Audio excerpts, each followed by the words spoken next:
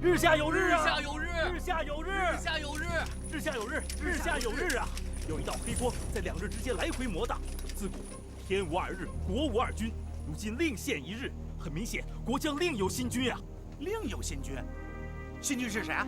最近天现这么多神迹在我们都点检大人身上，难道是指大人？正是咱们的都点检，这是天命，天命不可违呀！哎呀，太好了！老大刚说要杀回京师去，老天就同意了。咱们去策动都点检当天子。对，马上用在都点检做天子。老大要抢头功，机不可失，咱们这回要跟着出头了。好，走！哎，都点检大人一向对朝廷忠心，如果我们冒失前去，万一他不同意，事情就难办了。那怎么办？总得想个办法啊！要不由供奉官赵匡胤大人去劝说，他们兄弟俩好说话。最好连赵普一块请来。好，我这就去请赵大人来。哎呀，好，我们总算有出头之日了。是啊。我们拥立都点检做天子吧。好，这可是上应天意，下顺民心呐。不错，拥立都点检做天子，总比一个7岁的小孩当皇帝好。可是我大哥一向忠于周朝，我们这样做，他一定会怪我们的。你这是什么意思啊？你不是也觉得这是顺天应人的事吗？啊，诸位，这可是杀头的大事情啊，你们可都要想好了。好，律法规定，军中偶已者诛，军中2人以上私下聚会者，满门抄斩。今天我们已经聚会商定，拥戴都点检做天子，即使他不从，我们也要被满门抄斩。我才不甘心以剑招路！哎，我说你们都干什么呀？啊，我才说了1句话，你们就动刀动剑的。册立天子这么大的事情，岂能像你们这样咋咋呼呼的？收起来，收起来！就是啊，我看大家都这么拥护，可赵大人他要是不同意，咱们不是白费功夫吗？匡胤，他是你兄长，你应该去劝劝他呀。哼，我看用劝的话，还不如逼得好。对，逼他，咱们大伙儿啊，逼他坐上龙椅。怎么逼呀？这样吧，明天某时，诸位都带着自己的手下赶到都点检帐前，然后学着当年的周太祖来个黄袍加身，逼他做皇上。好，对，就这么定了。对，就这么做。走。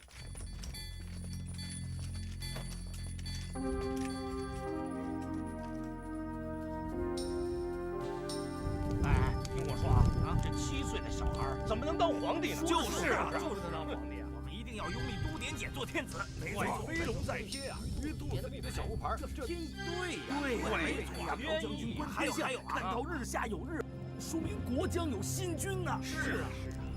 天一亮，我们就到都点检帐下集合，给他来个黄袍加身。你们去准备吧。好，即刻追回京师，通知石守信、王审琦2位将军，务必小心戒备，不可大意。是。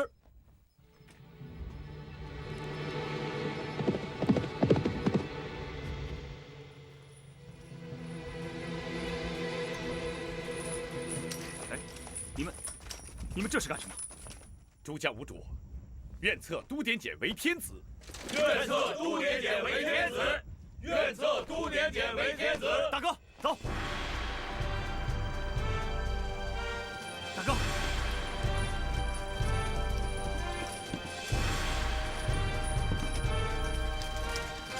皇上万岁万岁万万岁！皇上万岁万岁万万岁！你们，本帅深受国恩，怎么可以做出这种事情来呢？皇上，您就答应了吧。如果您执意不肯，那可是上违天命，下服人心呐！是啊，皇上。是啊，皇上。你们这么做，让我怎么去面对皇上和太后啊？皇上，您只要礼遇幼主，优待顾后，那就是善始善终啊！是啊，皇上。皇上，是啊。好吧，你们先起来吧。如果皇上不答应，我们就长跪不起。皇上不答应，我们就长跪不起。皇上不答应，我们就长跪不起。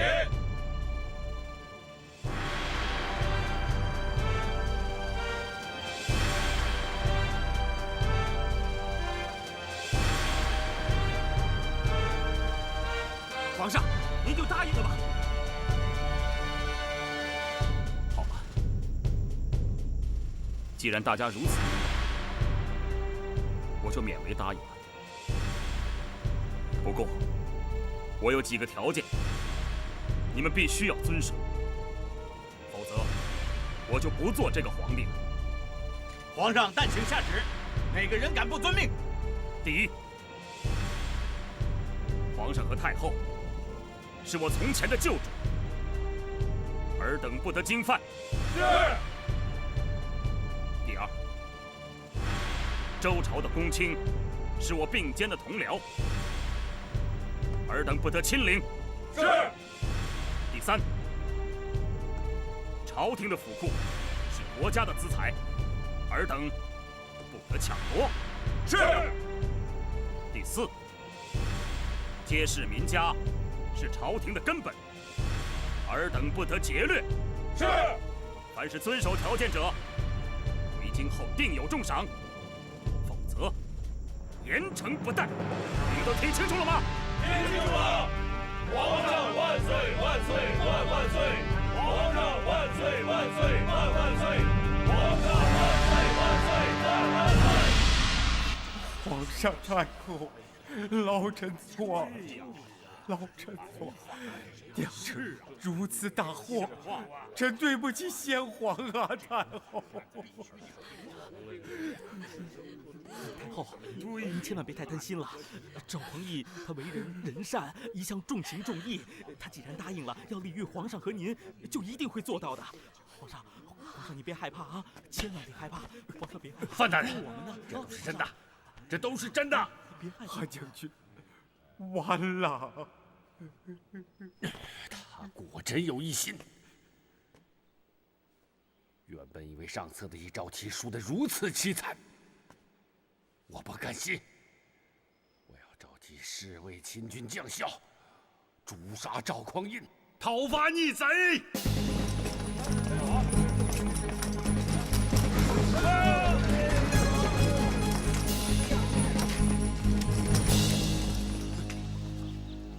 一声叛贼，拿命来！韩通，嘿嘿，你们听着，新皇有令，让你们放下武器，立即反正。新皇保证不和你们为难。放你的屁！来呀，先给我杀了这个叛贼，再去诛杀赵匡胤。你们仔细想过没有？兵权在谁的手上？周朝廷抗拒得了新皇的赵家军吗？给我上！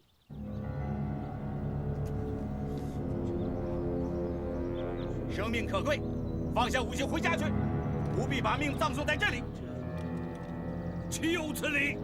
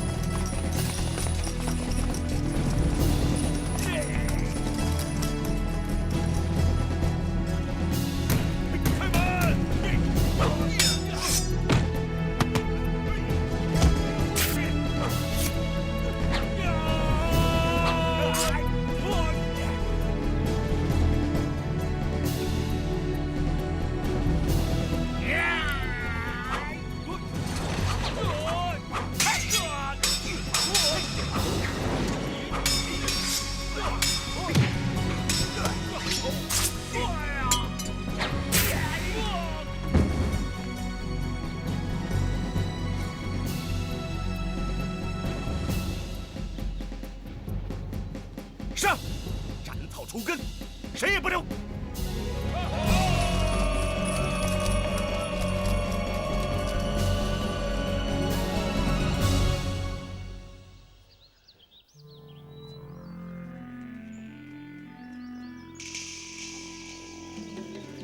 皇上，皇上，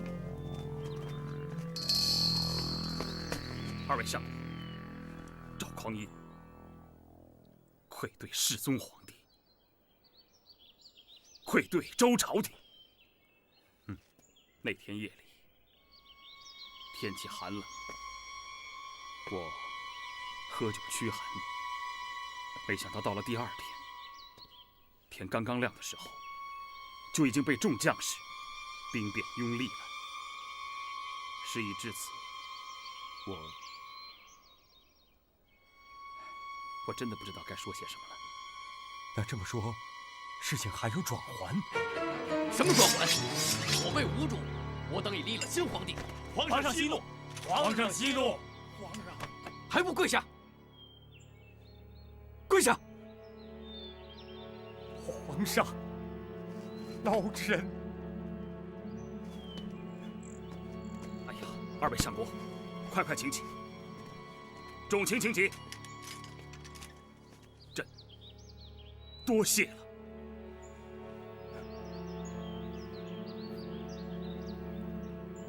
这一切都是天命，朕不敢有违天命。相国，把2位留下来，就是要跟2位商量一下登基的事情。赵普，你说吧。是。皇上仁慈。皇上的意思是想请2位相国向太后转达，由右军效法尧舜禅位的故事，使得改朝换代变成一件谦让的美事。礼遇右军，不伤一兵一卒，如此甚好，甚好。太后，事已至此，臣想，不如就由幼主禅让，留下个美名。赵匡胤，他答应臣等要永远礼遇太后及柴家子孙，臣也只能做到这儿了。太后还有其他的要求吗？我们孤儿寡母能留下性命，柴氏子孙还可永世受人礼遇，已属万幸，哪还敢有其他的要求？那臣等就去回话了。他们要立即举行登基大典。这么快？这是赵普大人的交代。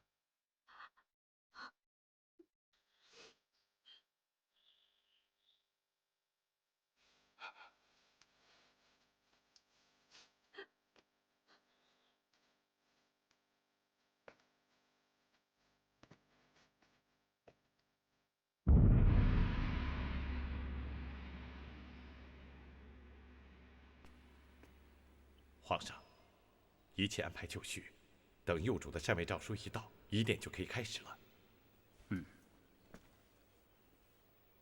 那禅位诏书在哪儿呢？臣去问一问。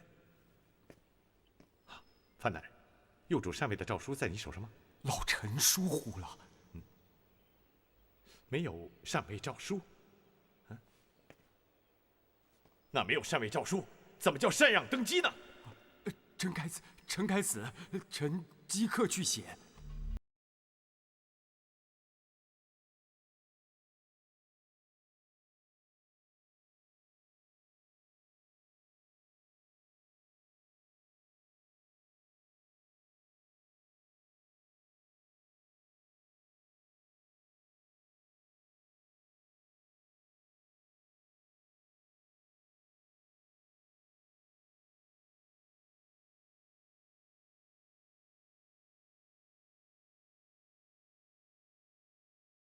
皇帝诏曰：天生争民，庶之思慕。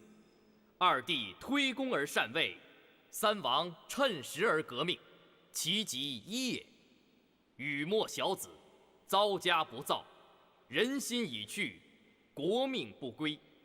自尔归德军节度使、殿前都点检赵太尉，秉上圣之资，有神武之略，佐我列祖，克于皇天，待世世宗，功存纳禄，东征西战，绝续冒烟，天地鬼神享于有德，讴歌欲颂，归于至人，应天顺民，法尧善舜，如是众父，与其作宾。呜呼亲在，只为天命。吾皇万岁万岁万万岁！皇上有旨，改国号为宋，改元为建隆。吾皇万岁万岁万万岁！吾皇万岁万岁万万岁！什么？中原又改朝换代了？皇帝是谁？皇帝是赵匡胤。他果然不是个泛泛之辈。此人短短几年崛起，不但侵犯我朝疆土，现在又坐上了龙椅，可见此人有勇有谋，野心不小啊！启禀皇上，只要我们小心因应，赵匡胤新登基，诸事如麻，应该暂无能力南侵。这样吧，一方面派人送去金银罗碗，呈与御府，表示朝贺；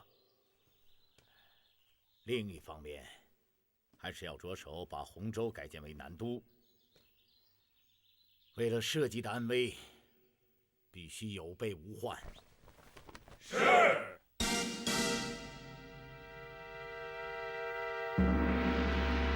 朕上应天命，下顺民心。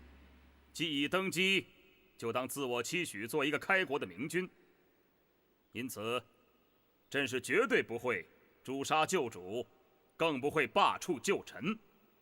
反而，朕要封旧主为郑王，奉太后为周太后，迁居西宫奉养。而且，朕要当着文武百官的面，立下祖宗家法，柴氏子孙有罪不得加刑。此家法铭刻卷石，永传后世，柴氏子孙永受保护。不仅是原有的周廷官员全部录用，就连重臣权相都要加官进爵。范质，臣在。加兼门下省长官侍中。王溥在。加兼司功。魏仁溥，臣在。加兼尚书省长官右仆射。皇上如此气度恢宏，臣等感恩戴德，谢皇上隆恩。吾皇万岁万岁万万岁！吾皇万岁万岁万万岁！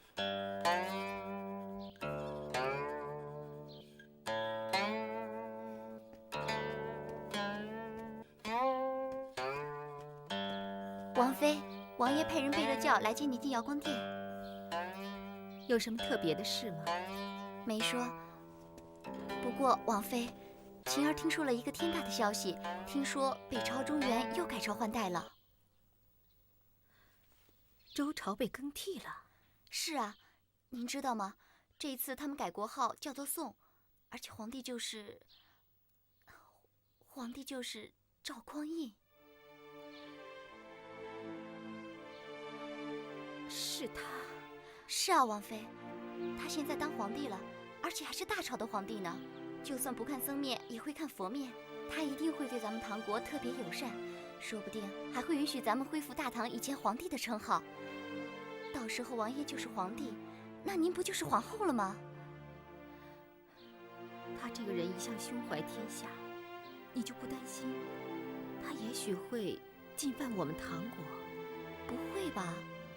唐国有您在呀，他难道不念旧情？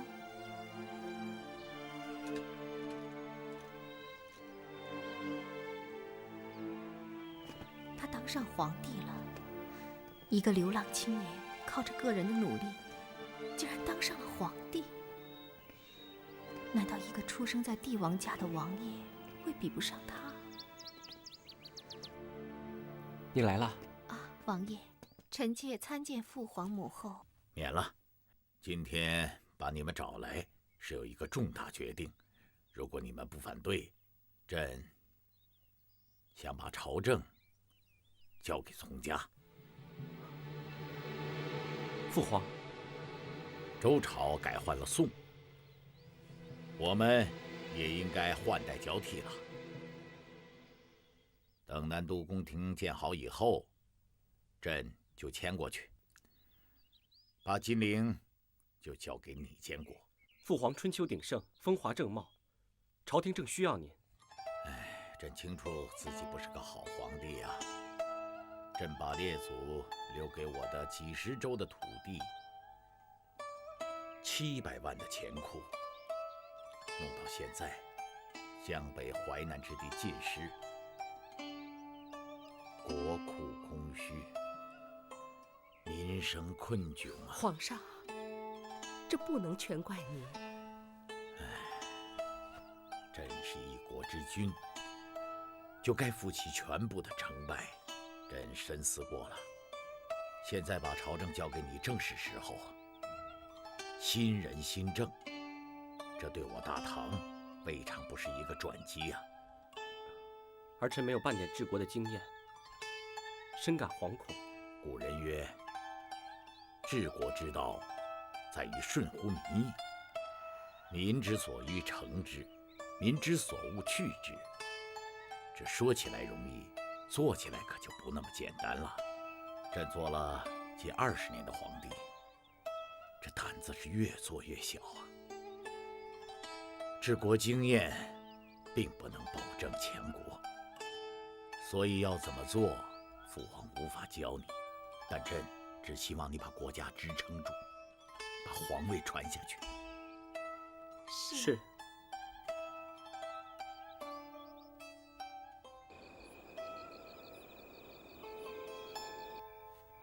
王爷，都2更天了，您还不歇息啊？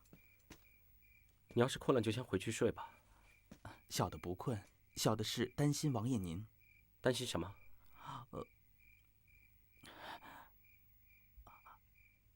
王爷，小的斗胆。听说那个赵匡胤当了皇帝。你还记得这个人？怎么不记得？这个人带人盗皇粮，聚众滋事，还杀害朝廷命官，他简直就是一个土匪，怎么配做皇上呢？不管他配不配，现在人家都已经是皇上了，说不定哪天还会打到江南来。王爷，您不是说过，治国的方法是要想办法得民心，而不是靠武力，否则北朝也不会老是在改朝换代了。我是说过这个话啊，所以王爷，您每天这么用功读书，他赵匡胤只会耍剑弄枪，他靠武功治国，肯定比不上您。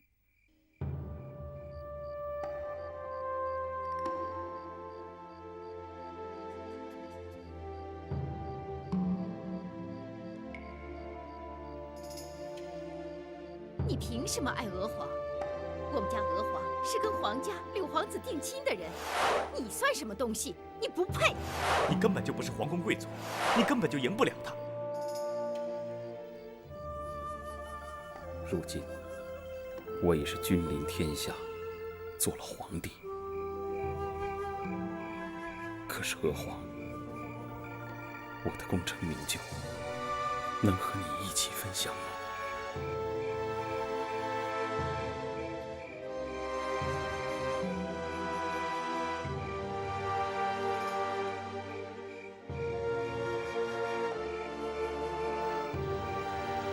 王妃，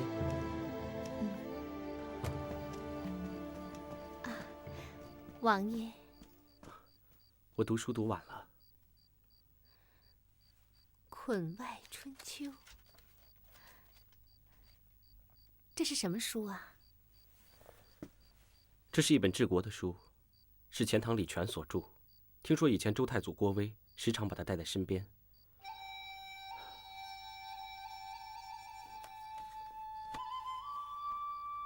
我没什么治国的经验，所以就想学学前人，看看能不能从书里学到些东西，弥补我的不足。我是不是很笨？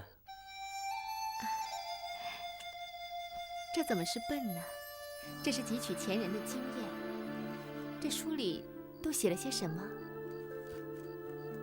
书里面教人以政守国，以奇用兵，比较存亡治乱，记述咸鱼成败，是本好书。但是就不知道管不管用。王爷，您这么用功，我想国家在您手里一定会被治理得更好。臣妾对您有信心。现在北朝换了个新皇帝，他这个人……王爷，我们不管北朝是谁做皇帝，我们做我们的。臣妾支持您，臣妾愿意与您同甘共苦。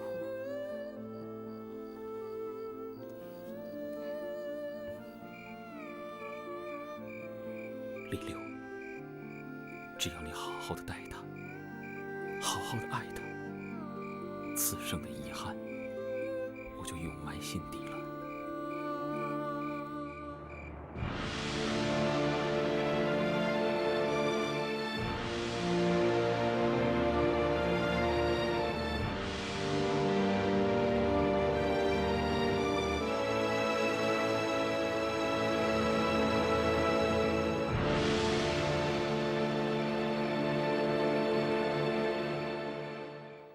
红日已高3丈高，竟如此地天相守。红巾第一虽不周，你听，这词华浓艳丽，这曲行云流水，也只有咱们东宫的吴王和王妃才写得出来呀。是啊是啊，夫作词，妻编曲，琴瑟和鸣，快乐恩爱，这样的夫妻简直就是神仙伴侣啊！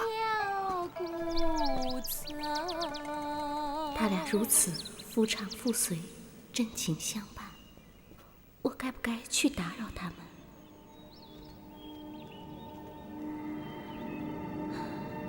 长路迢迢来到金陵，总不能就这么回去，见机行事吧。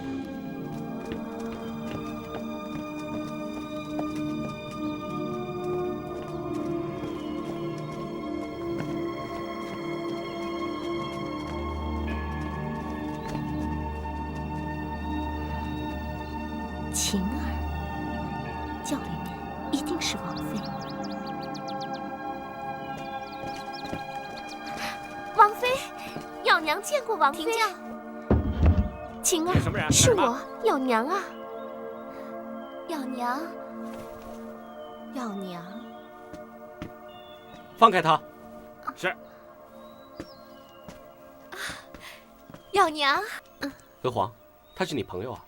是啊，王爷，她是咬娘，我们曾经一起跳过舞的啊。咬娘，这是王爷啊，见过王爷。咬娘行走卖艺，早已久仰王爷的文采和乐曲。你也喜欢乐曲，那我想你也一定喜欢我们的音律房。娥皇，我们带他去吧。啊，来，跟我一起来。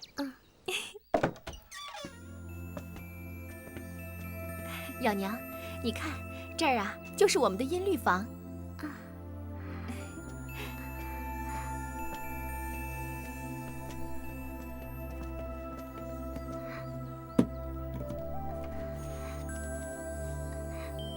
我可以吗？当然可以呀。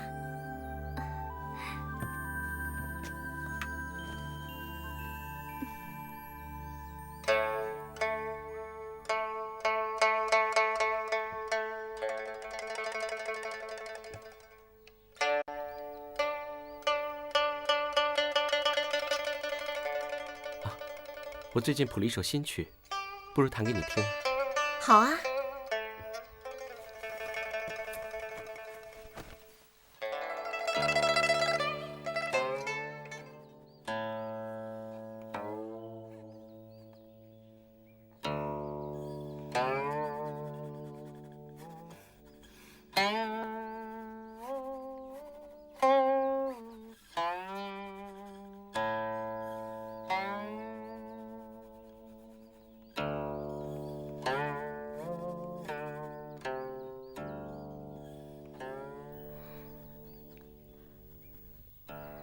王爷对王妃这么好，赵公子托我的事还能提吗？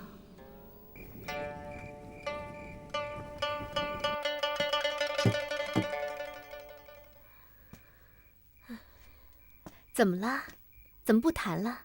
这可是王爷的新曲，不好听吗？王爷的才情，众人皆知。只要他的作品一问世，每个人都抢着弹奏，抢着表演。哎，瑶娘，不如你留下来吧，我们一起编舞。想起过去我们那一舞啊，真是令我终生都难忘。王妃，你知道吗？我们那一舞，除了你我，有一个人也一样，一生难忘。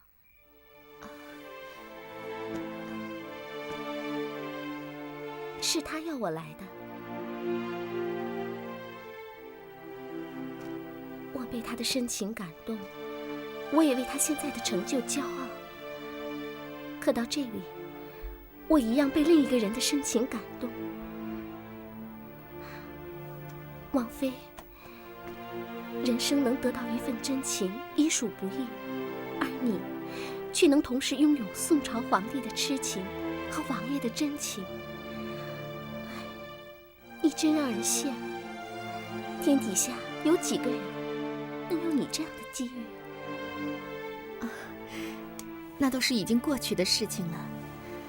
现在的我是大唐的王妃，将来的唐国和宋国只怕会是对立的局面，所以过去的事情就不要再提了。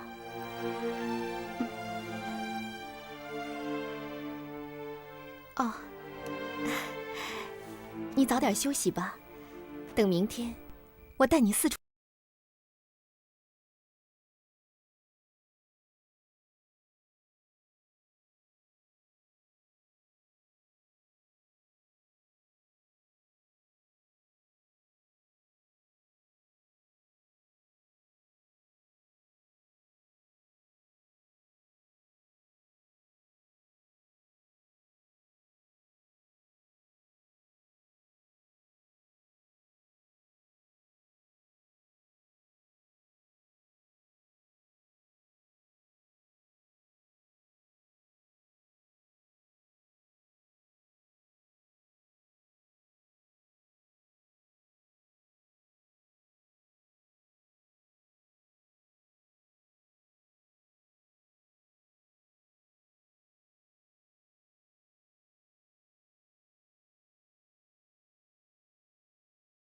那我在学你跳舞啊。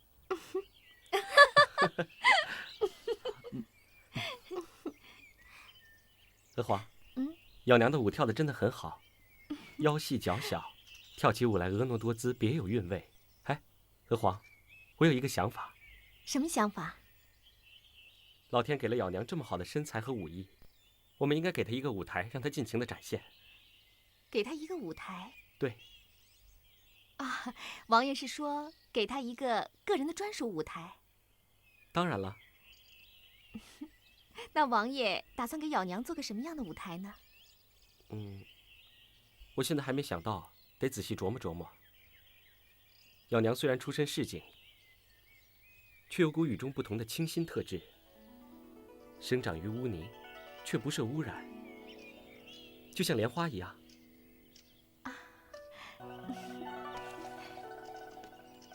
依臣妾看呐，王爷这么喜欢瑶娘，不如干脆收了她，让瑶娘以后只为王爷一个人跳舞。哎，王妃，瑶娘不敢。瑶娘，娥皇，你瞧你，你想到哪儿去了？我夸赞瑶娘，是把她当做一件美丽的作品来看，你吃醋了？哎呀，哪有啊？真的没吃醋？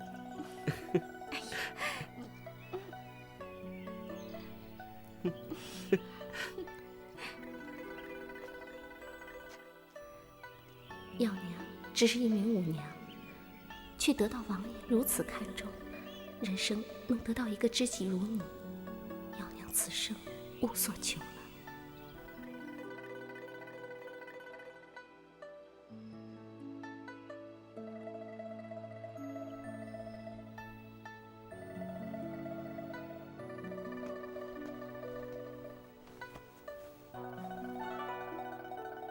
赵公子，赵公子，赵公子，赵公子！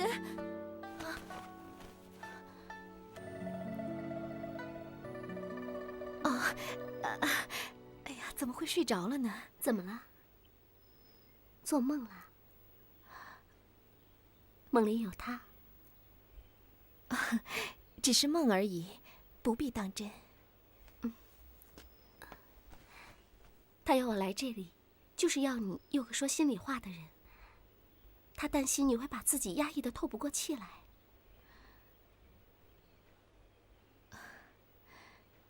事情都过去那么久了，他不该再想着我了。王爷是个多情尔雅、温文和善的人。我们在大唐是所有人眼中间谍情深的夫妻。既然知道王爷这么疼你、爱你，你为什么还要掉眼泪啊？我是大唐皇家的媳妇，我的责任就是护着丈夫，护着儿子，护着大唐皇朝，让他千秋万世。我不能，也不该有其他的选择。我唯一的选择，就是和我的丈夫同甘共苦。你不必用那么多的理由欺骗自己的内心。告诉我，你究竟为什么要掉眼泪？你的眼泪究竟是为了谁而流？是为了王爷，还是为了那个你忘不掉的人？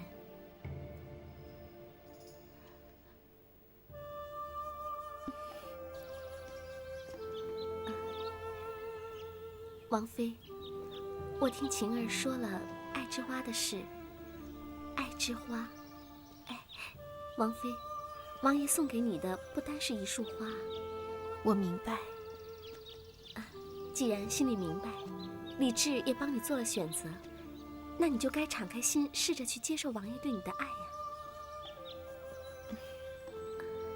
在咬娘眼里，你是最幸福，但也是最傻的女人。换作是我绝对愿意用我生生世世的爱来回报王爷。你喜欢王爷？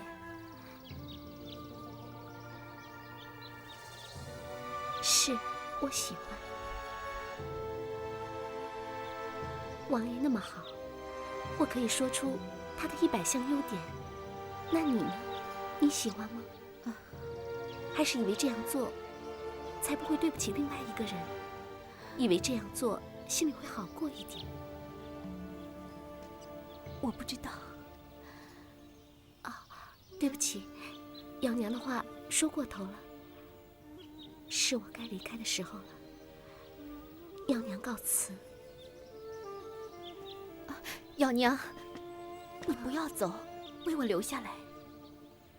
你还肯让我留下来？你不介意我说的那些话？你不介意我喜欢王爷？你要真有心破坏我们夫妻，也就不会说出来了。你放心，除非你自己不要，否则你的王爷谁也抢不走。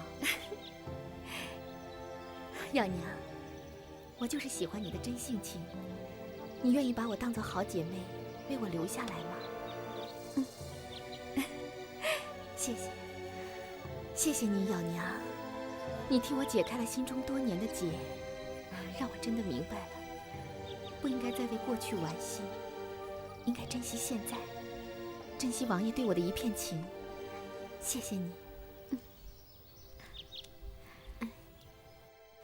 北朝那么乱，3、5年就换一个皇帝，哼，而且啊，都是凭武力得来的。那个赵匡胤，不过就是会一点拳脚功夫，当了皇帝也没什么了不起的，说白了就是一个武夫。哪天啊碰上一个功夫比他好的，还不得下来？这种人当皇帝啊，就是运气好，没什么了不得的。我看呀，那个赵匡胤，就他那个样子。行了，你不用贬低他来奉承我。他书虽然读得不多，但是只要能用对人，国家还是一样可以治理好。赵匡胤的能力，当初在归德府我们都见识过。哎，娥皇，你怎么来了？知道王爷最近心情不好，就过来看看。王爷您刚才在说什么啊？有一件事我一直忘了跟你提。我以前就认识赵匡胤，他这个人雄才大略，有勇有谋，我一直觉得他不是池中物。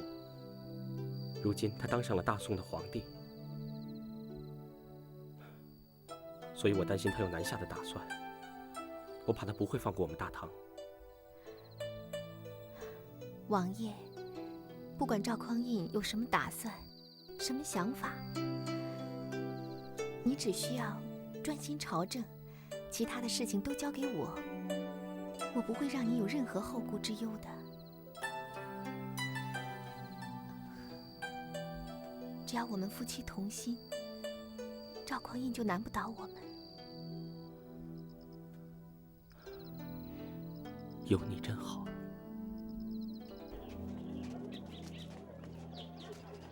走，咱们下去看看。皇上，这里鱼龙混杂，我看您就别下去了。怕什么？朕出巡的目的，就是要亲眼看一看老百姓的日子过得怎么样。朕是来体察民情的，不下去看一看，怎么会知道呢？是啊，皇上，您看，市井生意红火，一片繁荣，百姓的生活完全没有受到改朝换代的影响。这一点正是令朕最欣慰的地方。当心！保护皇上！保护皇上！皇上，抓刺客！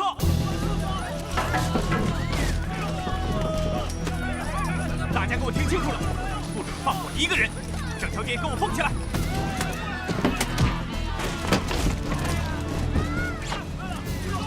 一个都不能放过！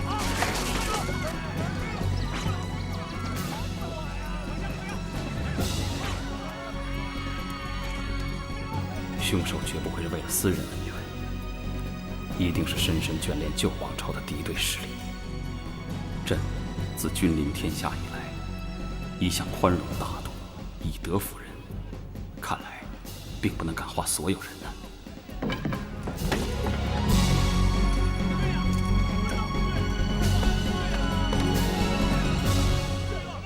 凶手肯定在人群之中，你们这些人简直是吃了豹子胆！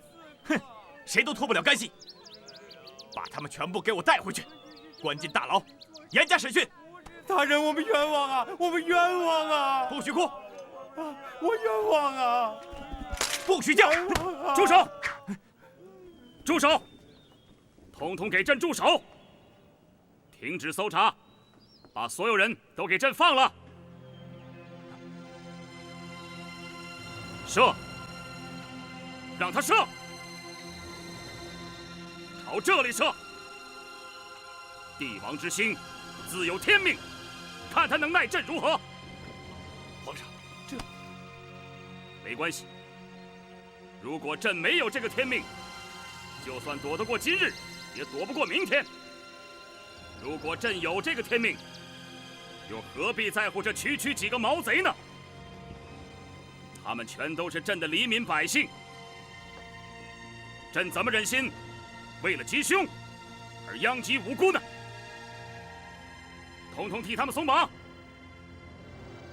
皇上，松绑！起来吧，松绑！走吧。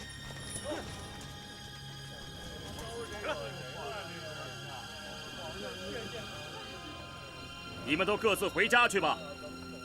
这件事情到此为止，朕绝不会为难你们。你们大家听好，朕就算放走几个逆臣贼子，又岂会因此撼动我大宋江山？皇上万岁！万岁！万万岁！万岁！万岁！万万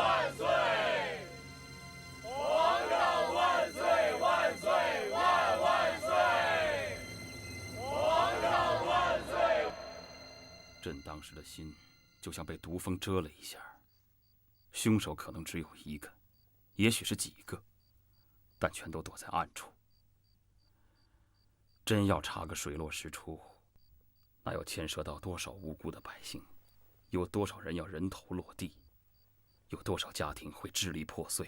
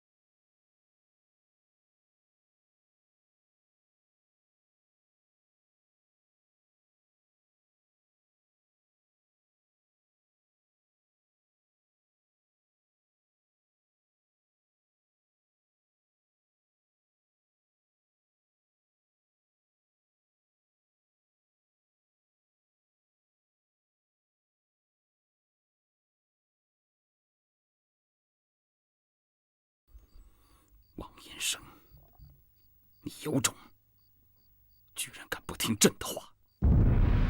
朕昨夜想到了故马步军副都指挥使韩通，朕一想到此人，真是一夜难眠。众卿，你们都想一想，朕究竟该对此人如何处置？启禀皇上，韩通带人反抗大宋新皇朝，他死有余辜，应该加以鞭尸。启禀皇上，臣以为韩通已死，已经付出代价，死者已矣，不必在意。皇上圣聪主诏，想必自有成竹在胸，臣等愿为皇命侍从。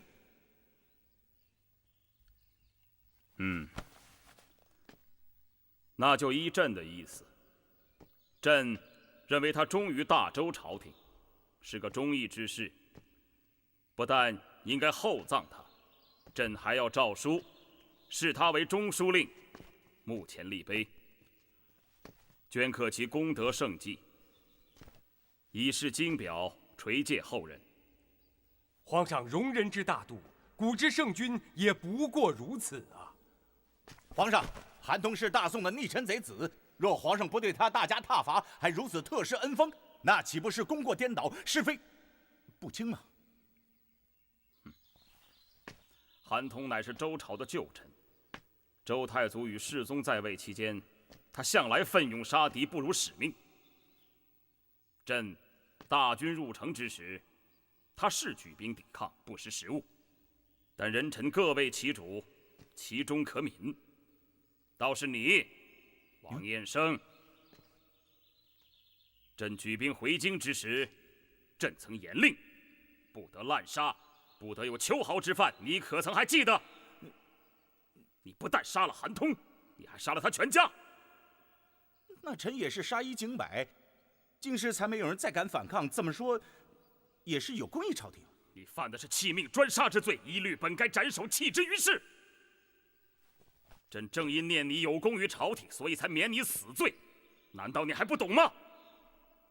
臣就算功过相抵，但臣还是不明白，范质、王溥他们对大宋新朝廷的建立毫无建树，为什么他们能够升官进爵？所以你就常常在夜里去骚扰他们是吗？兄弟们，我们走。范质，皇上。骄兵悍将、敲诈勒索，正是5代军人的通病。大宋初创，皇上锐意革新，这些积弊若不及时制止，其他将领起而效尤，必将乱我民心，坏我社稷呀！王延生，你现在还有何话可说？王延生，臣该死。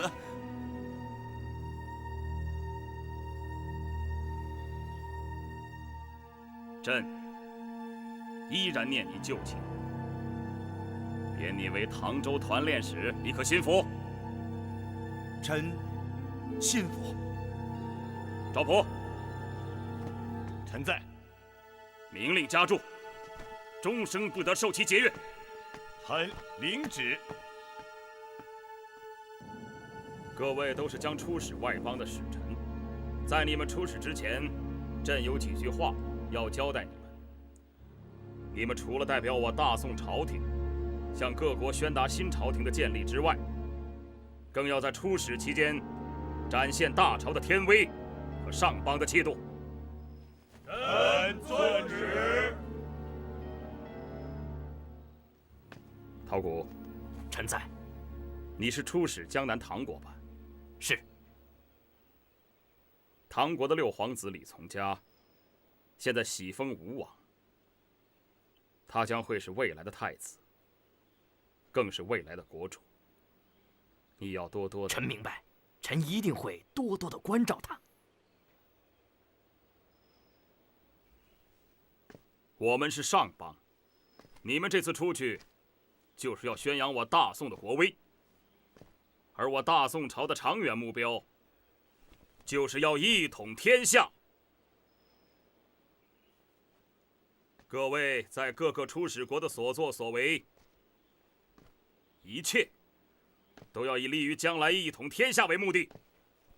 臣遵旨。宣扬我上邦国威，臣绝不辱使命。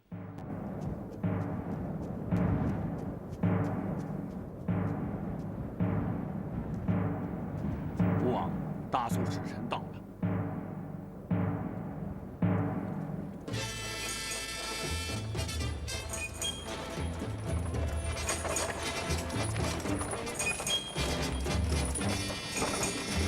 恭迎大宋使臣。大人，停车呀！别停车，直接去驿馆。大人，这儿啊，这儿停车呀！王爷，大人，这儿停车呀！生气，目中无人。架子不小啊！我们摆了这么大个阵仗欢迎他，他居然连车都不停一下。下官钟魔朝见大邦的使臣。你就是钟魔？是。大宋皇帝特别提到你，多谢皇上关心。哎，6皇子吴王来了。来了，刚才站在中间的那个就是。你跟他们说，要见我，去驿馆。是。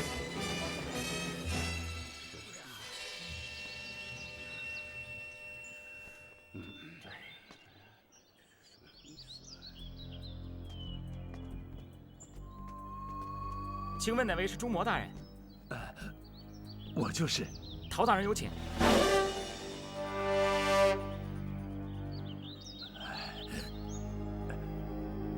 王爷。是。哼，什么东西？他还挑人贱呢？就是嘛，我们来是尽地主之谊的。王爷，他这态度分明是给你难堪嘛。他这么做，是要让我们见识一下上邦的威风。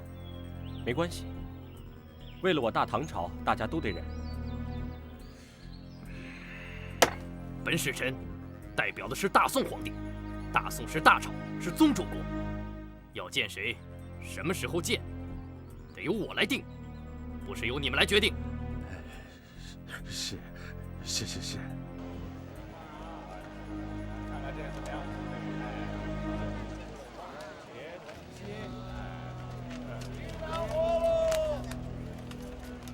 好，啊。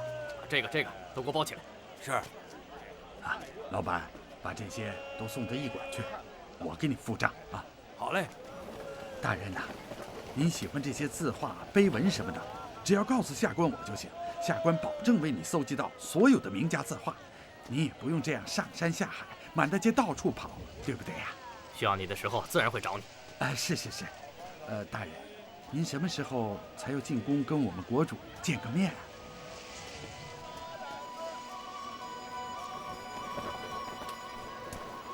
哎呀，好一个窈窕的江南美女啊！大人，我们国主正在等着大邦的诏书呢。哎呀，你烦不烦？要见的时候，我自然会见。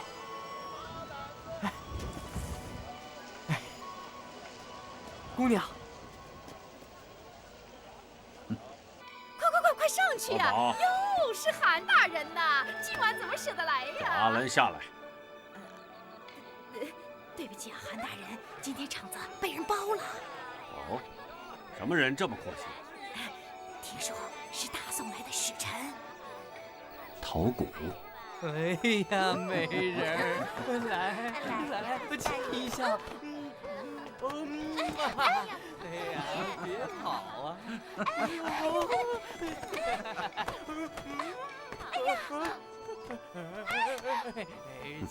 翰林学士，上邦使臣，褪去官服，不过是一个好色的畜生罢了。哎，韩大人慢走啊，以后再来呀。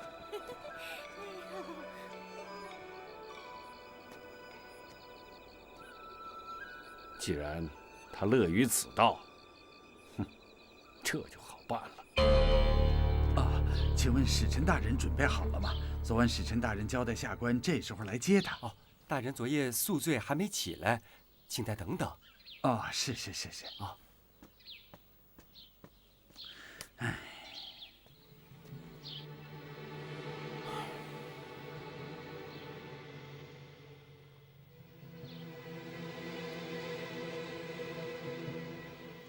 恭迎大人。大人，昨晚下官安排的姑娘伺候的好吗？姑娘？什么姑娘？下官多嘴了。陶大人，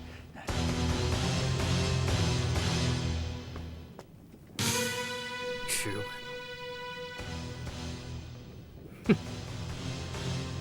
皇上，哎呀，来了！大宋的使臣们进宫来了。恭迎大宋使臣陶谷陶大人及诸位大人。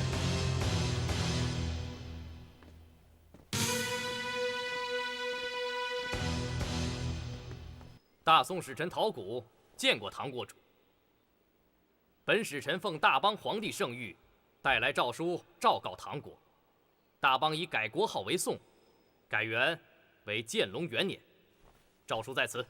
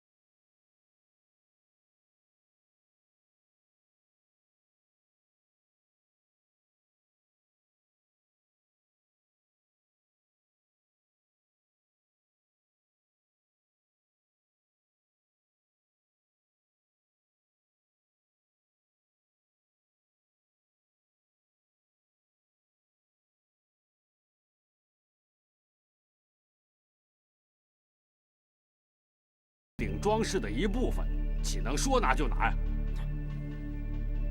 人的脑袋长在身上，是从娘胎就带出来的。如果要拿掉他，也只不过是一刀而已。你说快不快？你们不拿掉螭吻，难道还眷恋着帝号不成？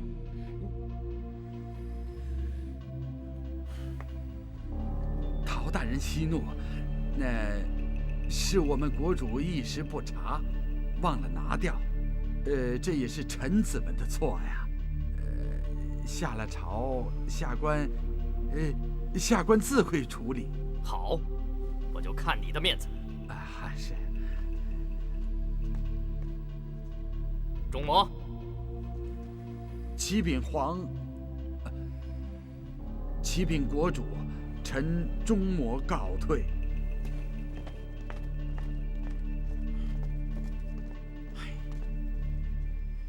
这难道就是大邦的使者、大邦的风范吗？